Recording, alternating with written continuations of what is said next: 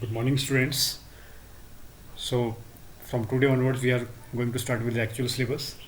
As I have already told you that I'm going to teach you this course code CAM 201, and in this paper, I'm going to first start with organic chemistry section, that is from section C onwards.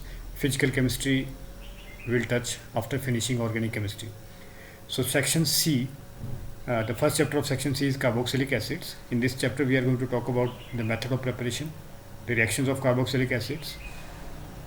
There is only one method of preparation mentioned, the preparation of acids from esters through alkaline and acidic hydrolysis. Again, there is only one reaction which we have to learn. The name of the reaction is Hall-Volher-Jelinski reaction. So before coming to this part, we will also discuss some general concepts like the understanding of why the carboxylic acids behave as an acids. We will also try to compare the acidic character of alcohols and carboxylic acids and that of phenols and carboxylic acids. Let's first we discuss why carboxylic acids show acidic character. In order to understand this question, we will have to first look at the structure of carboxylic acid molecule. This is the general structure of COH group, carboxylic acid molecule.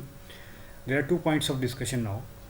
We will have to see that what favors the release of this H positive from this molecule, because we know that the compounds which can donate H positive are called acids. So anything which will facilitate the release of this H positive from here will try to make it acidic.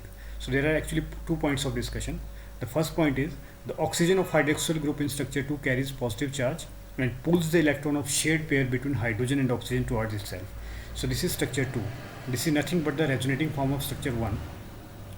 And in this structure we can see that after completion of this resonance, after shifting of these bonds, some positive charge is appearing on this oxygen which is directly connected to hydrogen.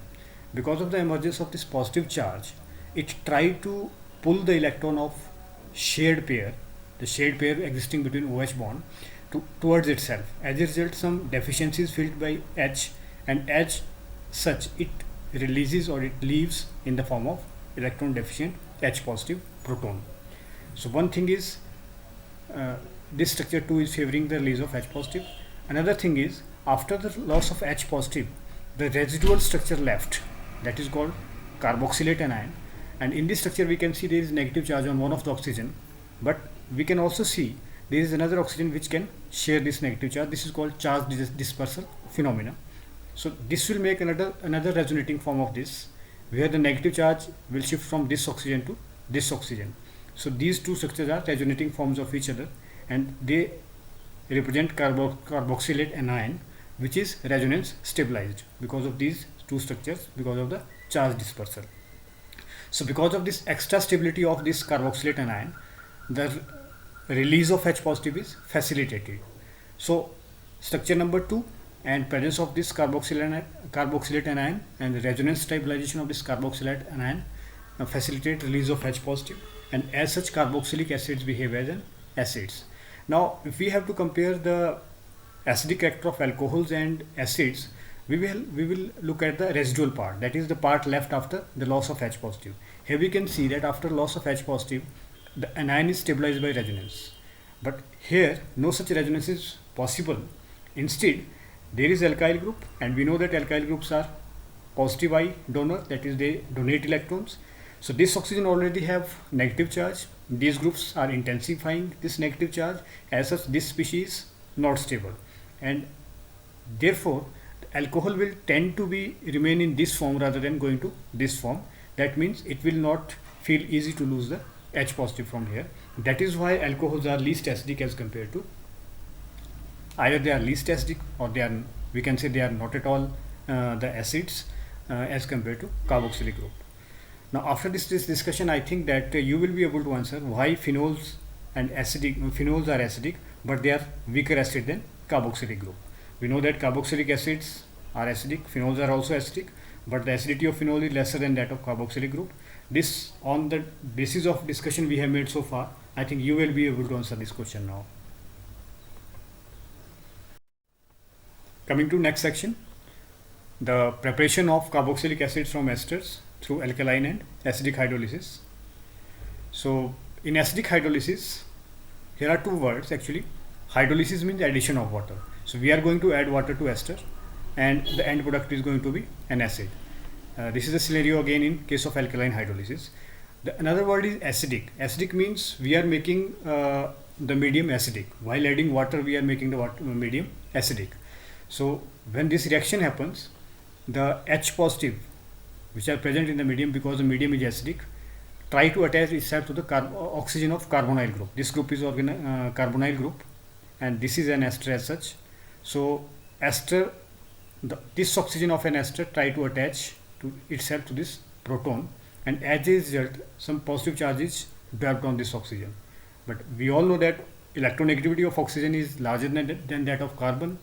The deficiency is ultimately shifted to this carbon. This is called carbonyl carbon.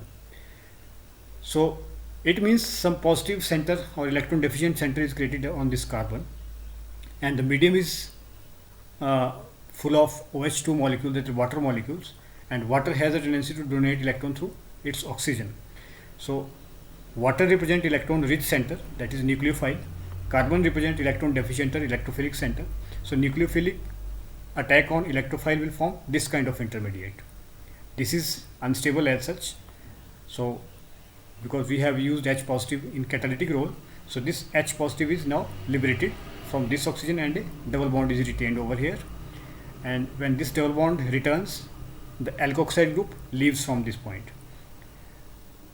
While leaving, this alkoxide group snatches a proton from this, because here again oxygen feeling positive charge, and as a result alcohol is formed, and the residual molecule is a free acid now. Similarly, the situation in case of alkaline hydrolysis, but here instead of H positive, the attack of OH negative happens on the carbonyl carbon, and this kind of intermediate is formed. When double bond is retained, alkoxide group is liberated as in the previous case, but the acid formed here in this case will not remain as free acid in the medium, because medium is full of OH negative ions. So OH negative ions easily snatches this proton from this acid and make it in anionic form, carboxylate anion form. Now coming to the chemical properties of carboxylic acids, there is only one reaction mentioned in the syllabus, and the name of the reaction is Hell-Volhard-Zielinski reaction. It is also called by the name HBZ reaction. First of all, let's have general idea what this reaction is all about. Aliphatic acids with alpha hydrogen means acids are going to react with some reagent, and we are going to get alpha haloacids. Alpha haloacids. So the point is aliphatic acids with alpha hydrogen. So this is acidic group, and the condition is the acidic group must have some alpha hydrogen. So with respect to this acidic group, this carbon is alpha, next carbon is beta, next will be gamma, and so on. So we are saying alpha hydrogen. The hydrogen attached to this alpha carbon are called alpha hydrogen. So the condition is, if we have to convert this acid into haloacid, then there must be the presence of some alpha hydrogen group. Okay. So such acid which have some alpha hydrogen will react with halogen like chlorine and bromine in the presence of red phosphorus. In the presence of red phosphorus to form alpha haloacid. So if bromine is used, we will get bromoacid, and if chlorine is used, we will get chloroacid. So this is how the reaction happens. So in nutshell, a halogen is induced at the place of alpha hydrogen generally. So this was alpha hydrogen here, and after reaction with bromine and red phosphorus, bromine is added at this place. So this is some general mechanism of the reaction. What is the role of this bromine or halogen and phosphorus? Phosphorus react with halogen. If it is bromine, it will form PbR3. If it is chlorine, it will form PCl3, and this phosphorus trihalide will then react with the acid. Which acid? Which has got some alpha group here.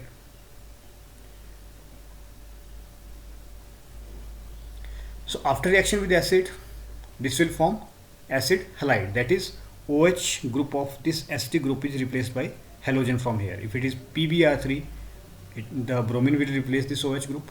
If it is PCl3, chlorine will replace this OH group. So this acid halide is formed because why we are converting this acid group into acid halide before reaction? Because acid halides are comparatively more reactive as compared to simple acids. So the role of this, using this red phosphorus and halogen mixture, is to convert this into more reactive acid halide form. In next step, the actual mechanism of the reaction begins now. This is the acid halide we have created here. It will show some kind of conjugation effect, that is, this hydrogen from this carbon is shifted to OH and this double bond now shifts here. So a double bond character is induced between these two carbons and a hydroxyl group is created here. Now this double bond character has got high electron density. It will try to attack one of the halogen of X2 molecule. If it is bromine, it will attack here bromine. If it is chlorine, it will attack here chlorine. When it attacks, because it is coming with electrons, the halogen says you go to the another halogen that you go with your electron in the form of X negative anion. So as a result, this halogen group is induced at alpha position at this carbon atom. As a result of this, what happens? Now double bond has been used to form a new bond with this X group, halogen group. The net effect is carbon left with only 3 bonds, means electron deficiency is felt here. To overcome this electron deficiency, this oxygen leaves this H in the form of H positive, and a double bond is generated over here, because carbon have to complete its valency here, so it will form 4 bonds. So H positive is released here. So we are finally going to get alpha haloacid halide. We have created acid halide here, and now it have become alpha haloacid, because at alpha position a halogen group has been induced. Now because medium has plenty of starting molecule is this RCH2COH, so it perform a kind of nucleophilic substitution reaction, or we can say group exchange reaction, where the OH group of this acid is replaced with this X or halogen group of alpha haloacid. So after exchange, this X group is replaced by OH group, and we get the final acid, that is alpha haloacid. So this was all about in today's lecture. If you have any doubts and queries, we will try to discuss in our live sessions, where we either through Google Meet or whatever the platform we will use. So thank you very much.